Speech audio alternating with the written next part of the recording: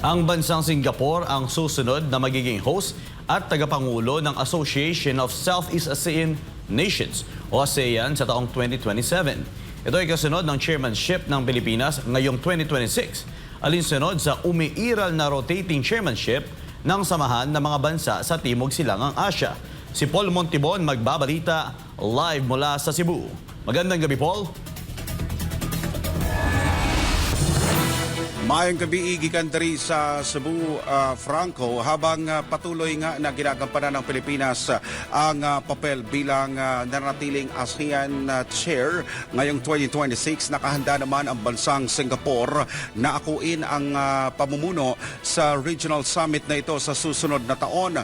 Ang ASEAN 2027, pagtitibayin ng Singapore ang advokasya para sa isang mas matatag at mas makabagong rehiyon.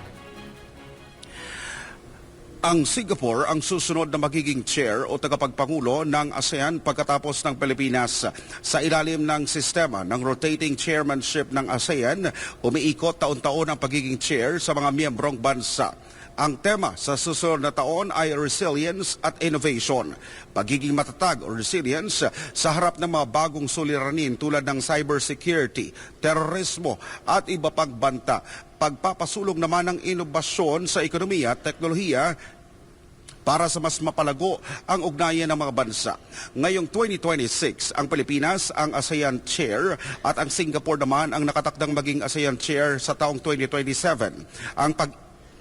Deepening collaboration with the private sector, global online platforms, and sub-regional mechanisms to strengthen brand visibility and amplify ASEAN's regional identity through co-branded and co-funded campaigns. The meeting also highlighted the growing potential of cruise tourism as an important market segment and encouraged continued cooperation to enhance port connectivity, streamline travel facilitation, improve service and safety standards, strengthen sustainability practices in cruise destinations, and promote multi-destination cruise itineraries across ASEAN seas and coastal areas. Ang pag-ikot na ito ay bahagi ng tradisyon ng ASEAN na ang bawat miyembrong bansa ay magkakaroon ng pagkakataong mamuno. Bilang chair, susuportahan ng Singapore ang pakipagtulungan sa mga dayuhang kaalyado at organisasyon upang mapalago hindi lamang ang ugnayang ekonomiko, kundi pati na rin ang seguridad at iba pang pandaigdigang issue. Ang pagiging chair ng Singapore ay kasabayan ng 60th anniversary ng ASEAN sa susunod na taon. Kaya malaking pagkakataon ito para palakasin ang pagkakaisa at ipakita ang kahalagahan ng samahan sa rehiyon. Samantala, Franco, kasabay ng pagiging ASEAN chair ng Singapore sa 2027, ang pagdiriwang ng ika-60 anibersaryo ng ASEAN, isang mahalagang yugto para higit pang pagtibayin ang pagkakaisa ng mga kasaping bansa at ugnayan nito sa mga kaalyadong bansa.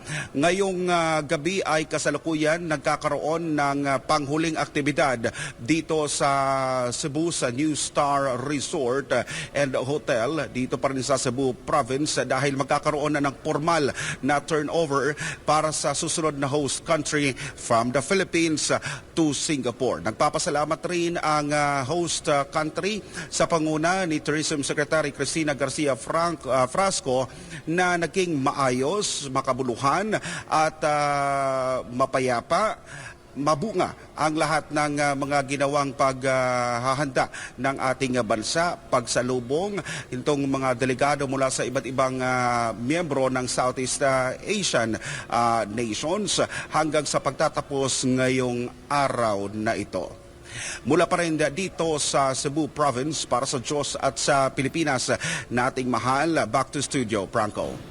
Maraming salamat, Paul Montibon, sa iyong live report.